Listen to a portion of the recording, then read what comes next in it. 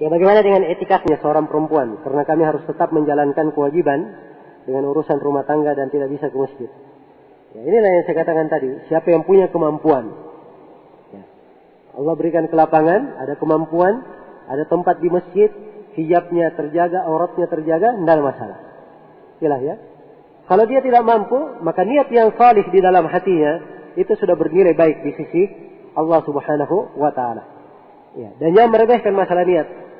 Seorang kalau meniatkan baik, ya, namun dia tidak punya sebab yang memudahkan dia menjalankan amalan tersebut, dia sudah dapatkan apa yang dia niatkan. Innamal a'malu binniyat wa innamal likulli imri'in ma nawa. Ya, setiap amalan itu tergantung dengan niatnya dan setiap orang mendapatkan sesuai dengan apa yang dia niatkan. Dan di perang Tabuk, Nabi SAW ya, bersama para sahabat berjalan. Kemudian Nabi berkata, ya, kata beliau, inna fil madinati aqwaman ma salaktu wadiyan, ya, illa ma salaktu wadiyan aw syi'ban illa hum ma'akum yusharikunakum fil ajr. Kata beliau, sungguhnya di kota Madinah itu ada sekelompok kaum. Mereka tidak ikut berjihad bersama kita. Mereka di Madinah. Tapi mereka yang berada di Madinah ini, dimanapun kita berjalan menelusuri lembah, menjalani lereng-lereng gunung, kecuali mereka bersama kita dan bersyirikat dalam pahala. Coba bayangkan, padahal mereka di Madinah tidak ikut. Kenapa? Kata Nabi, hum qaumun habasahumul udur. Mereka adalah satu kaum tertahan oleh udur. Mau ikut tapi tertahan oleh udur. Maka niat yang baiknya ini memberikan pahala untuknya, seakan-akan dia berjihad. Seakan-akan dia berjihad.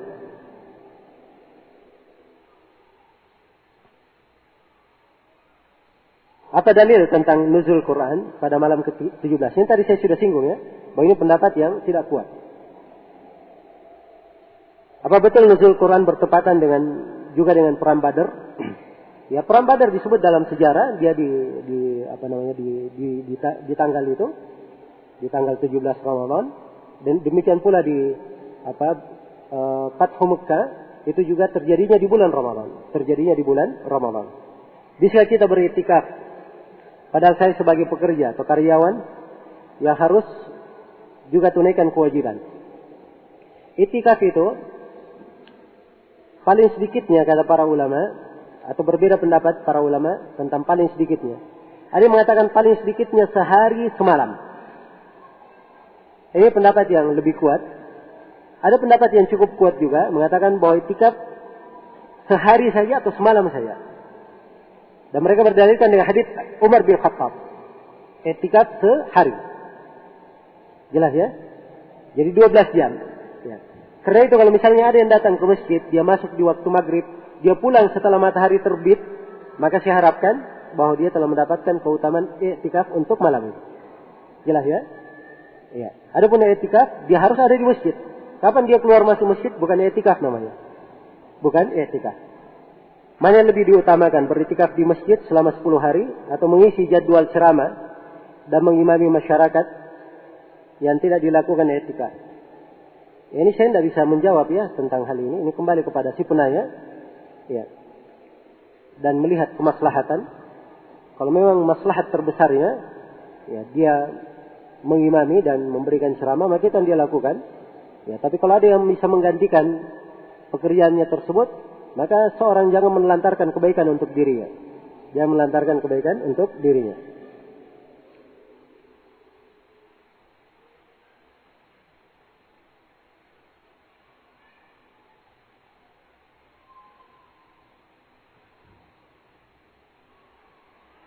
Ya, seorang muslim ingin menghidupkan malam Lailatul Qadar untuk mendapatkan pahala dan ampunan Allah Subhanahu wa taala. Bagaimana dengan seorang yang menghidupkan Lailatul Qadar dengan niat bercabang? Maksudnya, selain mengharapkan pahala dari Allah, dan dia juga mencari Lailatul Qadar hanya semata-mata memohon doa dan mengharapkan doanya terkabul dalam hal duniawi. Tidak ada masalah insyaallah. Ya. Tidak ada masalah. Ya, yang jelas dia hidupkan seluruh malam, ibadah apa saja yang dia lakukan, tidak ada masalah. Ya, dia minta segala sesuatu, kebaikan dunia maupun akhirat, silahkan dia minta. Ya, dan Allah Subhanahu wa taala Maha Pemurah. Apakah orang yang mendapatkan Lailatul Qadar itu memiliki ciri-ciri tertentu? Ini saya sebutkan tidak ada ciri-ciri tertentu. Kalaupun terjadi pada orang tertentu, maka itu kemuliaan untuk Allah, kemuliaan Allah untuk orang tersebut. Jelas ya? Tapi kalau ciri tertentu tidak. Ya.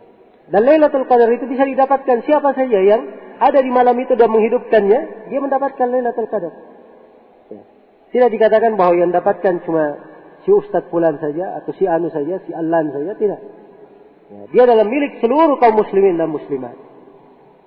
Apakah yang berkokok, kambing bersuara, karena mungkin melihat malaikat, termasuk tanda-tanda Lailatul Qadar. Ini terjadi tiap hari, walaupun tidak Lailatul Qadar juga terjadi.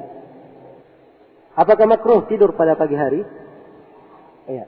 Kalau dia tidur di pagi hari setelah matahari terbit, maka itu tidak ada masalah. Ya. Jelas? Tapi kalau dia tidur sebelum matahari terbit, maka ini adalah hal yang makruh. Hal yang makruh. Makruh dari sisi dia luput keutamaan yang baik. Sebab pagi hari bagi umat ini diberkahi. Pagi hari bagi umat Islam diberkahi. Ini kita sudah terangkan ya semuanya. Lail menurut bahasa secara syar'i sudah kita jelaskan. Adakah dalil tentang salat tarawih? Ya kalau menjelaskan dalil tentang salat tarawih, dalil-dalilnya sangat banyak sekali. Dalil-dalilnya sangat banyak sekali. Hadits-haditsnya riwayat Bukhari dan Muslim. Ya. Tapi di masyarakat kita di Sulawesi Selatan ini secara khusus, ya, dan ini jarang terjadi di tempat lain. Karena itu saya katakan di Sulawesi Selatan secara khusus. Ada yang memahami dan memahamkan bahwa salat tarawih itu adalah bid'ah. Ya, dan ini ucapan keliru. Ini ucapan keliru. Apa alasannya dikatakan salat tarawih bid'ah? Katanya salat tarawih tidak ada dalilnya. Ya. Ini hal yang keliru ya. Hal yang keliru. Kalau dia ingin cari nama tarawih, memang nama tarawih tidak ada dalilnya. Nama tarawih, dalil dari Al-Quran dan Hadis tidak ada. Jelas ya? Tapi kalau hakikat pelaksanaan solatnya, itu ada di dalam hadis Nabi. Itu dilakukan oleh Nabi. Apa artinya sebuah nama kalau hakikatnya sudah ada? Iya kan? Nama tidak perlu dipermasalahkan. Ya. Sama dengan 2 rakaat ketika orang masuk masjid. Disebut nama apa? Tahiyatul masjid. Apa dalilnya tahiyatul masjid? Ya. Tidak ada dalil, satu dalil pun yang menunjukkan bahwa dinamakan tahiyatul masjid. Tapi dinamakan oleh para ulama dengan nama tahiyatul masjid ini untuk membedakan antara ibadah dengan ibadah. Ada 2 rakaat ketika masuk masjid dinamakan tahiyatul masjid. Ada 2 rakaat sebelum duhur, setelah duhur, rawatib. Ini ada ini diberikan nama-nama yang membedakan antara ibadah dengan ibadah yang lain. Jelas ya? Salat malam, salat tarawih bagian dari salat malam. Tapi salat tarawih ini adalah istilah untuk salat malam yang dilakukan secara berjamaah di bulan Ramadan. Itu yang disebut salat tarawih. Kalau dia tidak berjamaah, tidak disebut tarawih. Disebut salat malam. Sebab tarawih disyariatkan secara apa? Berjamaah. Dan tarawih ini tidak ada di luar Ramadan. Sebab tidak disyariatkan salat malam berjamaah di luar Ramadan. Ya. Tidak disyariatkan salat malam berjamaah di luar Ramadan. Ini yang pertama. Kemudian yang kedua, ini juga saya ingin memberikan pencerahan untuk orang-orang yang mengatakan salat tarawih itu bid'ah. Imam Al-Bukhari memberi judul bab di dalam Sahih Al-Bukhari. Judulnya Kitab Salatit Tarawih. Ini Imam Al-Bukhari beri judul bab. Beliau sebut dengan nama tarawih. Demikian pula Muhammad bin Nasr Al-Marwazi. Ini semasa dengan Imam Al-Bukhari bahkan sebelumnya. Juga menyebutnya dengan salat tarawih. Dan silahkan baca buku-buku hadis.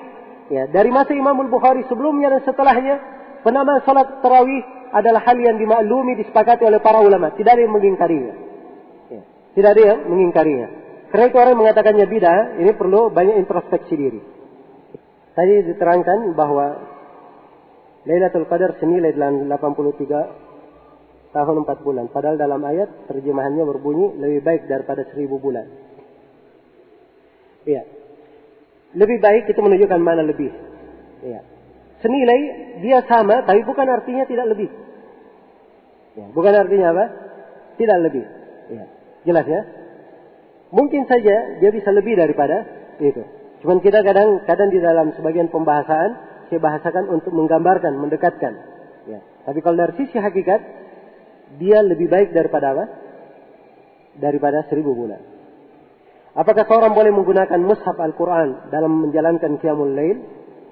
Kalau dia sebagai imam, dia baca dari mushaf, boleh saja kalau dia ingin membaca menyelesaikan 30 juz misalnya, ya, sebagai imam tidak ada masalah. Tapi kalau sebagai makmum tidak ada keperluan membaca dari mushaf. Dia cukup mendengar dari apa?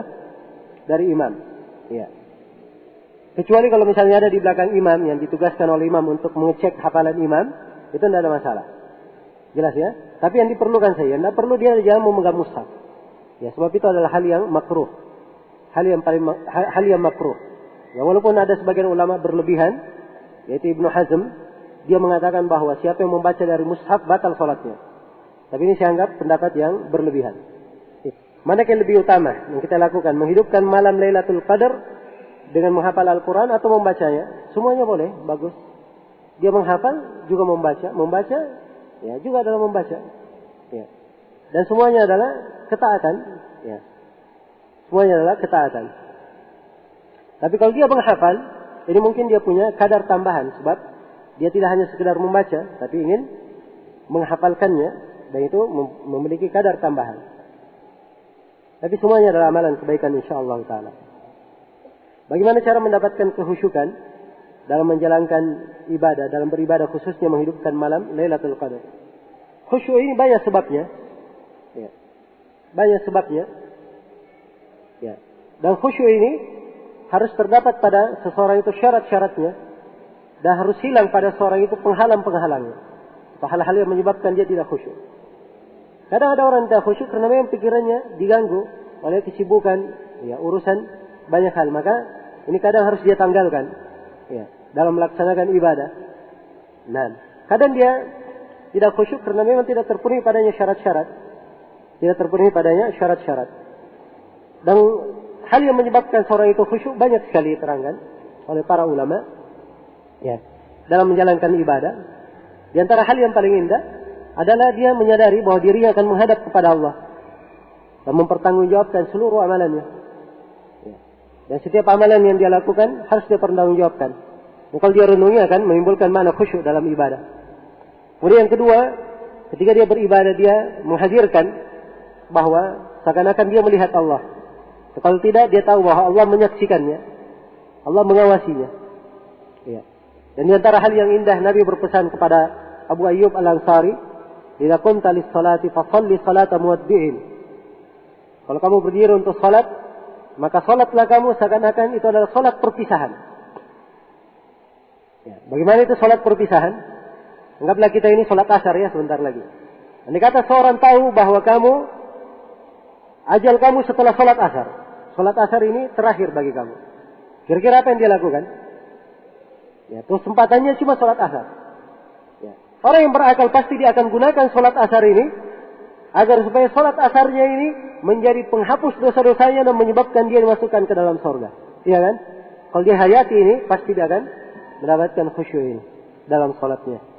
Nah, dan banyak sebab-sebab yang lain. Ya. Yang jelas keikhlasan pada seorang ini sangat penting. Ya. Kemudian semangat, ya, dan pembesaran pengagungan kepada Allah ini insyaallah taala akan menyebabkan dia lebih banyak khusyuk di dalam menjalankan ibadah. Apakah membatalkan puasa jika seorang mencium istrinya dengan syahwat dan keluar sesuatu? Ya. Pertama, mencium istri itu kalau dengan syahwat adalah hal yang makruh. Ya, hal yang makruh. Kalau dia tahu bahwa kalau dia mencium akan membawa dia ke dalam hal yang diharamkan, maka itu adalah hal yang diharamkan bagi orang untuk mencium. Jelas ya? Terkait dengan masalah keluar sesuatu yang keluar ini apa? Ya. Kalau yang keluar ini adalah bukan mani, ya, maka puasanya sah.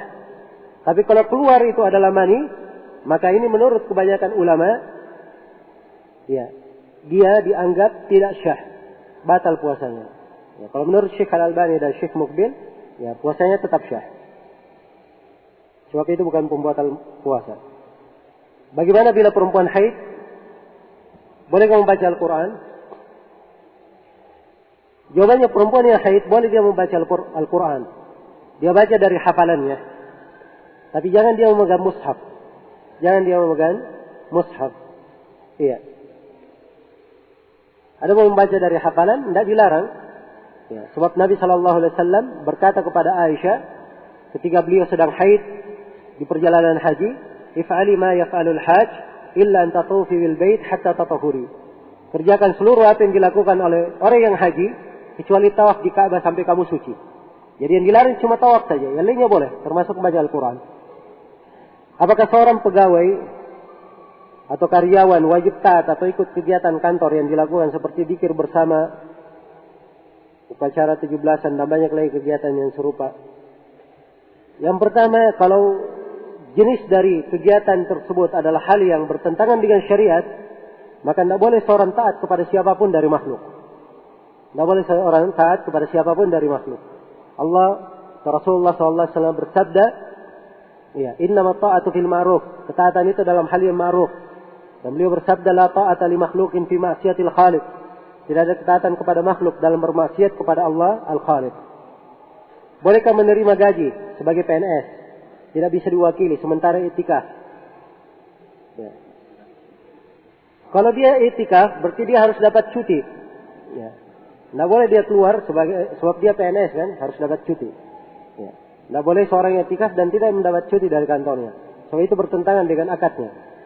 Nah, kemudian masalah menerima gaji ini, ya ini dilihat ya, saya nggak tahu apa. Kalimat tidak diwakili, tidak bisa diwakili, benar atau tidak? Ya. Kalau memang benar tidak bisa diwakili, maka perlu diperhatikan di sini hajatnya terhadap gajinya tersebut bagaimana. Kalau dia adalah hajat yang darurat, misalnya dia tidak punya apa-apa lagi, ya, dia harus ambil itu kemudian untuk belanja, maka tidak ada masalah. Sebab itu bagian dari hajatnya sebagai manusia. Ya, tapi kalau dia masih ada simpanan duit yang lain, masih bisa dia undur, maka wajib dia undur, tidak boleh dia keluar mengambilnya. Kalau dia masih punya simpanan yang lain. Bagaimana dengan hadis yang mengatakan i'tikaf hanya di 3 masjid? Iya. Hadis yang mengatakan bahwa la i'tikaf illa fil masajid ats-tsalatsa, Masjidil Haram wa Masjid Hada wa Masjidil Aqsa. Tidak ada i'tikaf kecuali pada 3 masjid, Masjidil Haram, masjidku ini dan Masjid Al-Aqsa. Yang pertama, hadis ini dari sisi keabsahannya dibicarakan oleh para ulama. Dari sisi keabsahannya.